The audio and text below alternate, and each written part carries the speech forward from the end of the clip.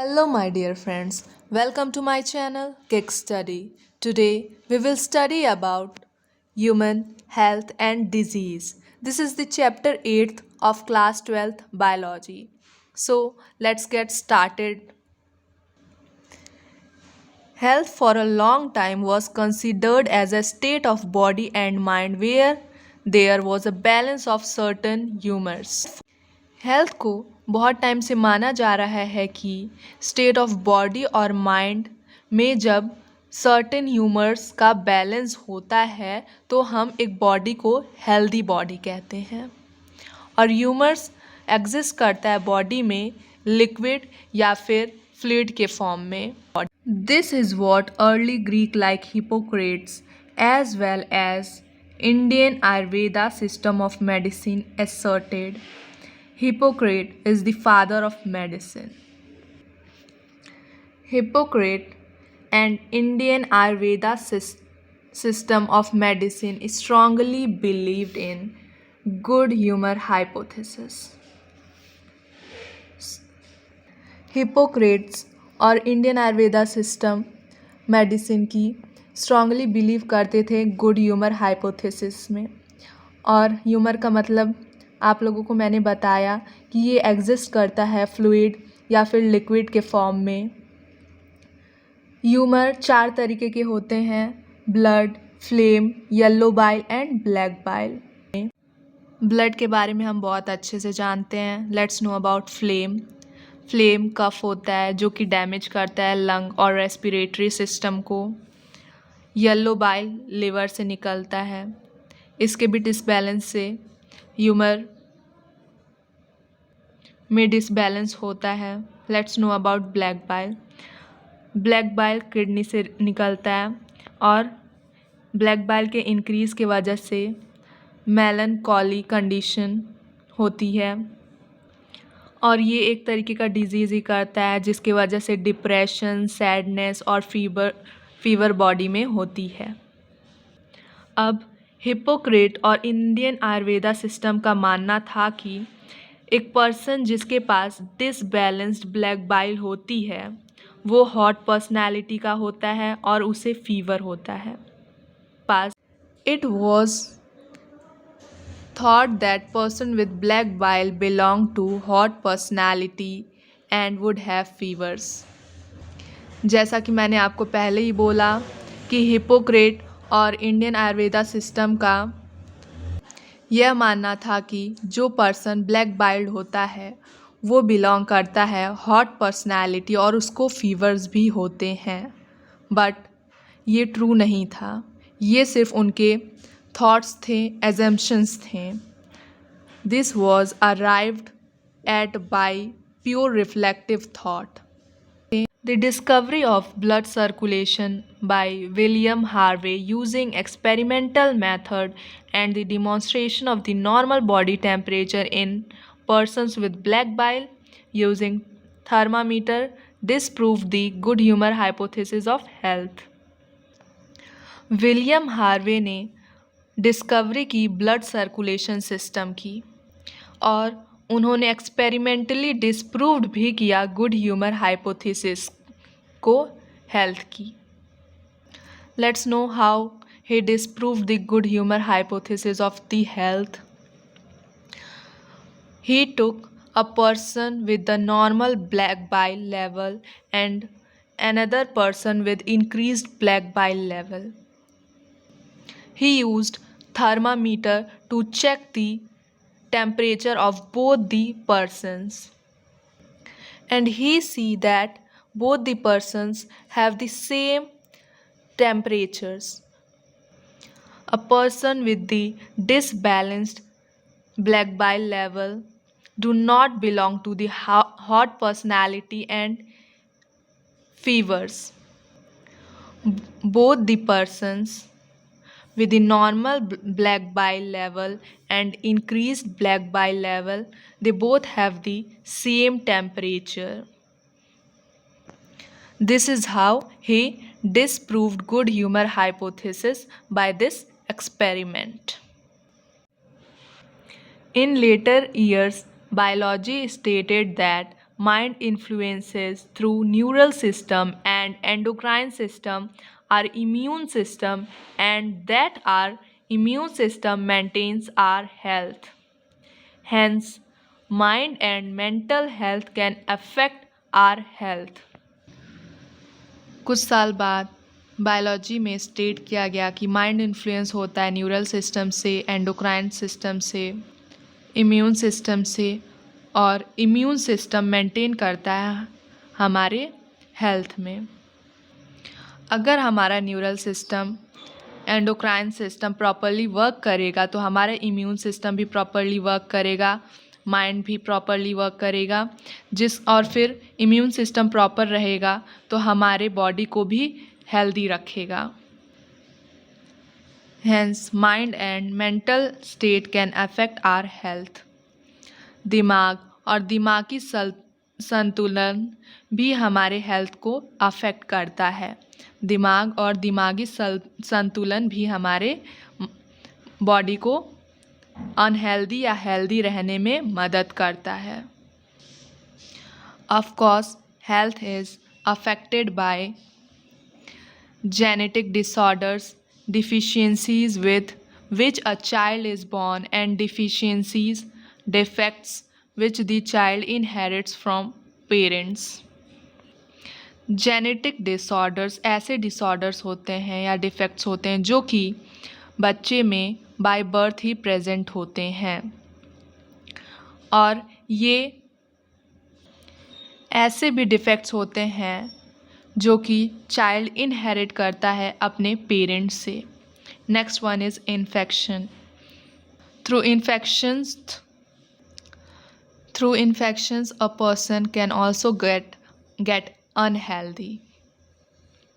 Third one is lifestyle including food and water we take, rest and exercise we give to our bodies, habits that we have or lack, etc. Health lifestyle पर भी depend करती है कि हम कैसा food लेते हैं, कैसी वाटर हम लेते हैं, कितना अमाउंट ऑफ रेस्ट लेते हैं, एक्सरसाइज या वर्कआउट करते हैं कि नहीं, हमारी हैबिट्स कैसी है, हमारी हैबिट्स अच्छी हैं कि बुरी हैं। तो इन सारी चीज़ों पर हमारी हेल्थ डिपेंड करती है। हमारी term health is very frequently used by everybody. आज हेल्थ के बारे में हर दूसरा व्यक्ति बात करता है, चाहे वो फिटनेस फ्रीक हो, स्पोर्ट्स पर्सन हो या normal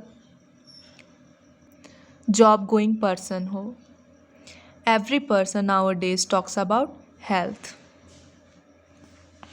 how do we define it? Health does not simply mean absence of disease or physical fitness. It could be defined as a state of complete physical and mental and social well-being. Health का मतलब ये नहीं होता है कि हम disease free हों या फिर फिज़िकली फिट हों। हेल्थ का मतलब ये होता है कि हमारी बॉडी फिज़िकली फ़िट हो, मेंटली भी फ़िट हो और सोशली भी फ़िट हो। सोशली फ़िट होने का मतलब ये है कि हम नॉर्मली सोसाइटी में इंटरेक्शन कर रहे हैं कि नहीं लोगों से, कि सोसाइटी की हम रिस्पेक्ट करते हैं कि नहीं, कि सोसाइटी हमारी रिस्पेक्ट करती है कि नहीं। इसीलिए सोशली भी फ़िट होना बहुत ज़रूरी है, क्योंकि सोसाइटी में अच्छी इम्प्रेशन ना हो कभी कभी लोगों की तो भी वो डिप्रेस्ड फील करते हैं।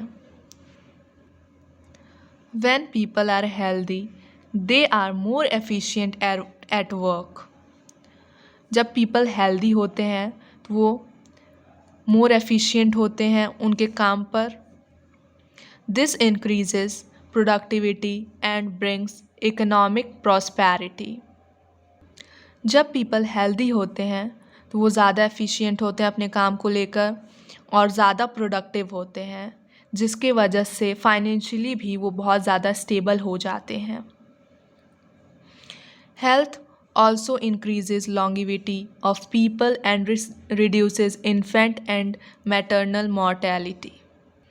हेल्थ इंक्रीज़ करती है पीपल के एज को भी और रिड्यूस करती है इन्फेंट और मैटरनल मॉर्टेलिटी रेट भी। एज को balance diet, personal hygiene, regular exercise are very important to maintain good health. Yoga has been practiced since time immemorial to achieve physical and mental health. Awareness about disease and their effect on different bodily functions, vaccination, immunizations against infectious disease, proper disposal of wastes, control of vectors, and maintenance of hygienic food and water resources are necessary for achieving good health. Health को maintain करने के लिए balance diet लेना ज़रूरी है, personal hygiene को भी maintain करना चाहिए और रेगुलरली एक्सरसाइज या वर्कआउट भी करना चाहिए। योगा को सालों से प्रैक्टिस किया जा रहा है फिज़िकल और मेंटल हेल्थ के लिए। अच्छे हेल्थ को मेंटेन करने के लिए हमें अवेयरनेस होनी चाहिए डिज़ीज़ के बारे में और उसके इफ़ेक्ट्स के बारे में कि वो कैसे बॉडी पर इफ़ेक्ट करता है और उनके फंक्शंस को डैमेज करता है। वैक्सीनेशन के बारे में, इन्फेक्शियस डिजीज़ के बारे में, प्रॉपर डिस्पोजल्स ऑफ वेस्ट के बारे में, control of vectors, maintenance of personal hygienic food, water resources are necessary for achieving good health. All these are necessary for achieving good health. Here, vector means disease carrying organisms. When the functioning of one or more organs or systems of the body is adversely affected, characterized by various signs and symptoms, we say that we are not healthy, that is, we have a disease. जब functions organs के एक से ज़्यादा organs और body के systems adversely affect होते हैं तो वो बहुत सारे साइंस और सिम्टम्स शो करते हैं, तब हम कहते हैं कि that we are not healthy और हमें डिजीज़ है। जब हमारे बॉडी के एक से ज़्यादा ऑर्गन्स प्रॉपरली वर्क नहीं करते हैं तो बहुत सारे साइंस और सिम्टम्स शो करता है और हम कहते हैं कि वी आर नॉट हेल्दी और हमें डिजीज़ है। So the next line is diseases can be broadly grouped into infectious and non-infectious. Diseases दो तरीके के होते हैं, infectious and non-infectious. Disease which are easily transmitted from one person to another are called infectious disease. Disease जो कि आसानी से transmit हो जाए एक पर्सन से दूसरे पर्सन में तो हम उसे infectious disease कहते हैं। Infectious disease are very common and every one of us suffers from these at some times or other. Infectious disease are very common. Some of the infectious disease like AIDS are fatal. AIDS एक ऐसा infectious disease है जो कि बहुत ज़्यादा dangerous है और ये डेथ भी कॉज कर देता है। Among non-infectious disease, cancer is the major cause of death. Non-infectious disease में कैंसर ये डिज़ीज़ आसानी से डेथ कॉज कर देता है। ये बहुत जल्दी ठीक नहीं होता है, बहुत ज़्यादा डेंजरस होता है जिसकी वजह से पर्सन ईज़िली डाई कर जाता है। बहुत कम पर्सन कैंसर से ठीक होते हैं।